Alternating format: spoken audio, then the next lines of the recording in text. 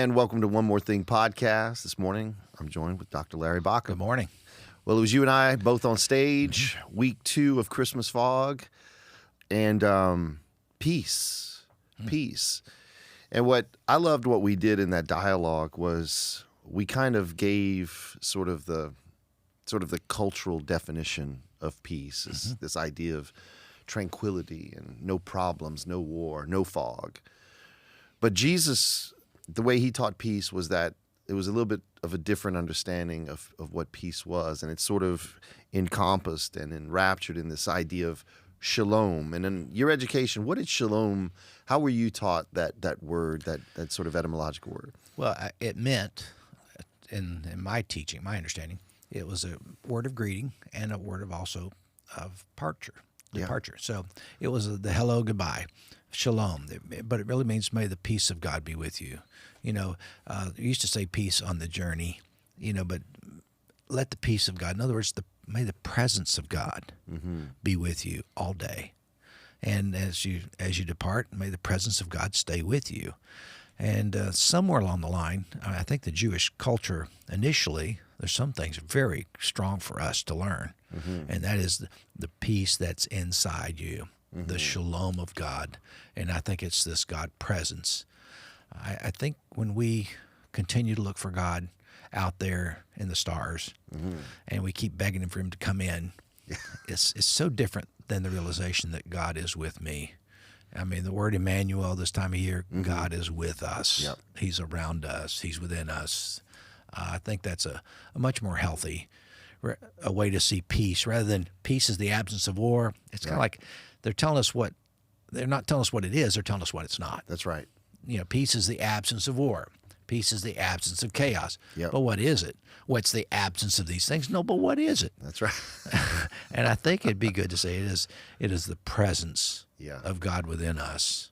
And I think when we grasp that, truly the Christmas season can be one of peace for us. Yeah.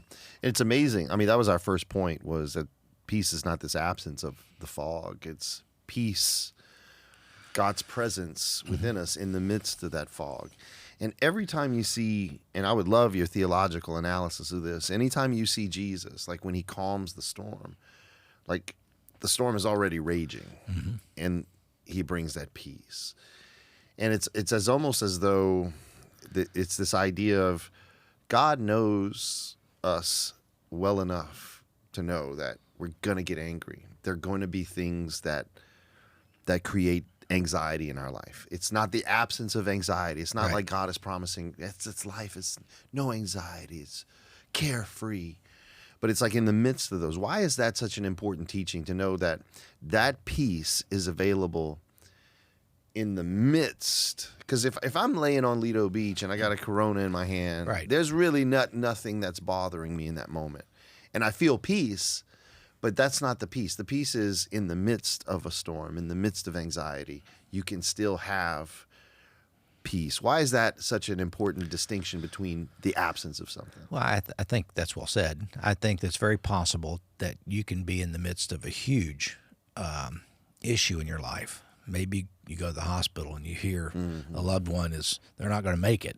And maybe it's a grandmother, grandfather, or you hear of an accident and it's a tragedy and it's a terminal, and the storm that brews around us in those circumstances. But there's a peace that we can find in the midst of the storm. Yeah. And I think that's the presence of God, the presence of Christ. Some people can be sitting on the beach and just inside there's a storm. Yeah. Yep. But outside is peaceful. And other people, they can be in the middle of a storm, maybe at the beach in a boat, and there's 10-foot waves that's thrashing around, but they found the peace on the inside. That's it. I think it's an internal thing. That blows my mind right there. And the second point we made, I think it's important that it's hard to find peace if we're looking for perfect peace. Right. And it's not a piece of perfection. I had said yesterday, it's a piece that's found in connection. Right. I have a cousin, her name's Stacy, and she had kidney disease. Her kidney was failing. She needed to get on a transplant list, and they found a match for her, not any of her family members. And now her body 4 years later is rejecting that kidney, and she's going into kidney failure. And she just sent me a text message, and she said, please call me as soon as you can. And when I saw that, I called. And here she is, like her life is in decline, and she's just a couple of years older than me. She's very young. But in that conversation with her, all she wanted was, Troy, can you pray for me? That's all I want. She goes, I trust God. She goes, obviously I'm stressed about this. I have to do some procedures and there's no guarantees. And she goes, I just want to know, will you pray for me? I said, yeah. And it was like that peace came. Everything in her life is not perfect. She's in pain. She has to go to the doctor. They're probably going to put her on dialysis and a waiting list. Who knows how long they're going to find it before they find a match. But she found that peace, not in the perfection of her life, but in the connection, knowing, hey, I have a cousin out there who trusts God like I need to trust God. Right. And I think that's a huge piece of peace is, am I in connection with someone? Am I with someone walking through the storm? I know God is in me, God is with me, and I can be aware of that. But man, it helps to know that there are others that will walk beside me through this storm. No, I think connection's not just with God, right, but it's also in community. And we talked about that yesterday. It's important to be in some kind of community, whether it's calling your cousin or having somebody you can say, hey, look, I need to talk to someone about this. Yeah. We are not meant to live in isolation. We're meant to live in some kind of connection. Yeah. And I think that's very well said. And it was an excellent point that you made yesterday. So how would you respond? Like you hear this a lot more from the more evangelical side, and this is not a shot against them at all, but they're like, yeah, Jesus, thank Jesus, he did this for me, blah, blah, blah. Yeah. And my response is always, well, Jesus didn't part the clouds and come down. Right. It was the Christ in someone who helped you through that, right? It's the Christ in someone. The Christ in that doctor who did that procedure. Right. The Christ in that benevolent person who gave you that money. And that's how I see it.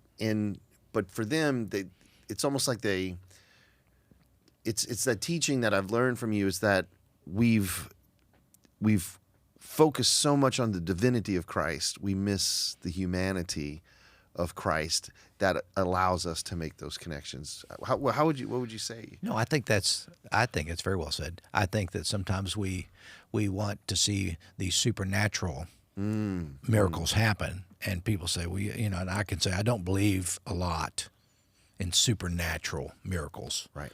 But I do believe in miracles. Mm-hmm. And it's a miracle that I can get you to part with some of your lunch money.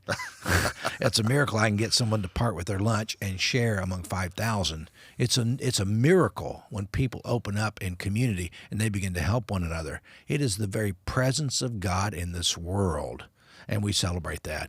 And Jesus was the first guy that showed us how to do this. He's our mentor. He's our model.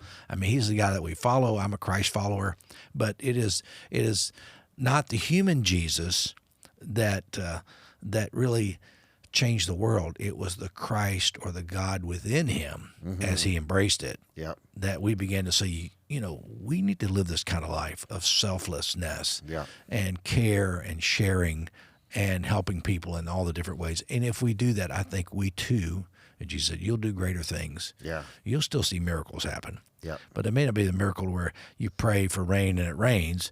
It may be you pray for something that happened and somebody, loaned you their hose. That's right. To where you can water your garden, whatever. But I think there's so many different ways that people can find what they're looking for without having to be in that supernatural realm. Then I need to hesitate for a second and say, but I am a little bit mystical too. That's right. So I believe somehow this mystery is the presence of God can live in us. Yep. And it is connection and it is transformation, as we talk about a lot.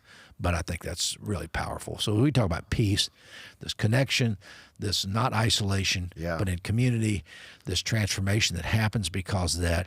And no matter what's going on the outside, I can have the peace of God on the inside. Now, Pastor, do you always have the peace of God in your life? No.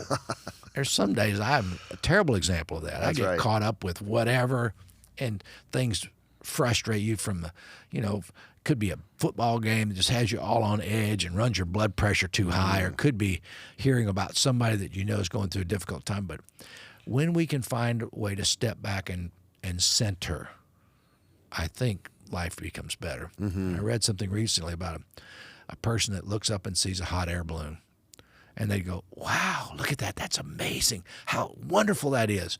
And here's the thing. It wasn't the hot air balloon. Something was already going on in their psyche, in their heart, that they look for things and they rejoice in them. Yeah. And there are other people that don't have that. They're on the opposite end. And everything they're annoyed by. Yeah. Look at that hot air balloon, or, whatever. And they're frustrated by people blocking the clouds. And your perspective, I think, determines the way you approach life. Yeah. And we at Suncoast, or, at least you and I, we try to teach, there is a presence of God that brings peace. And sometimes we need to be more patient. We need to wait for it and take a few minutes and reflect, and I think it can be there. That's right, man. I remember reading Tolstoy, and he said something along the lines, if you feel pain, you're alive. But if you're able to feel another's pain, you're human. And I think that's the humanity of Christ that we have that access to. One of the last piece we talked about, and this is where the last question I have is, we said something, I don't want to say it, I don't find it controversial, but it was like, peace is not something you have to wait for. It's something that you walk in.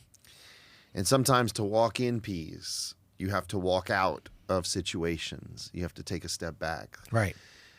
I believe there are certain situations that happen to us that will cause anxiety, that will cause stress in our life, will disrupt our peace. But what do you think about giving that situation too much power?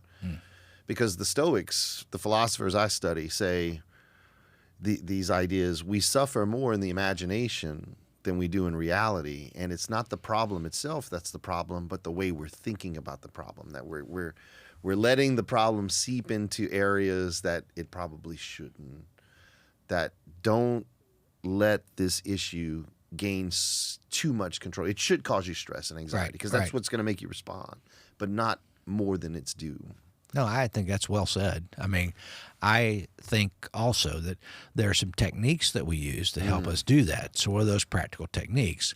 And sometimes we used to say quiet time, just have and it's not like you need to go into an hour talking to God or about whatever, but it's good for you to back off and re-center your life and look at the good things around you and reflect and realize this can be a good day. And like, if I want to see and smile at hot air balloons today, or no matter what happens in traffic, I'm going to look at the bigger picture. And I think you can set yourself up for a better day. I mean, there's days I've said, every person I see today, I'm going to smile. Every person, no matter if it's, the store or the doctor's office, I'm going to try to be the light of God to people's lives. I have no agenda other than sharing good favor with people. But how did I get that? It didn't come in the moment. It comes in a moment of reflection, contemplation. This is a better me when I do that. That's right. Rather than criticize or blame people for things that are not going exactly right. But just to live in the moment and realize that life is too short and we need to celebrate the goodness of God. And I think we try to do that. That's awesome, man. So lastly, we're a little less now than 3 weeks away from Christmas Eve, and we have a big sort of spectacle here for Christmas Eve. This is where everyone comes out. Right. What can we expect? What's going to happen? Well, it's going to be Sunday. Christmas Eve is on a Sunday this year. So rather than have normal morning worship services at 9 and 10:30, we'll begin our Christmas Eve services at 10:30 a.m. Awesome. So there'll be no 9 o'clock service, but 10:30 we'll have first Christmas Eve, and then 3 o'clock, 4:30, and 6 o'clock. And there'll be 2,000 to 3,000 people that'll come through our doors on that day. And it's a 45-minute music, drama, a little humor, but also very serious about carols, and we'll light candles, and we'll celebrate the light that came into the world. And it's a wonderful 45-minute reminder, contemplation. We get swept up in it. I think it's probably my favorite service of the year. Between this and sunrise on Easter. I mean, of course, we get the CEOs that are going to come out Christmas, Easter only, or Creasters. We'll have them all. But the thing is, it's fun. They're icing on the cake. They're our friends. We don't guilt them. No. We simply love them. And I think that's a better place to be. Yeah. So make your plans now to show up. It's going to be great. It's going to be fun. Awesome. Thanks, Dr. Baucom. Pleasure.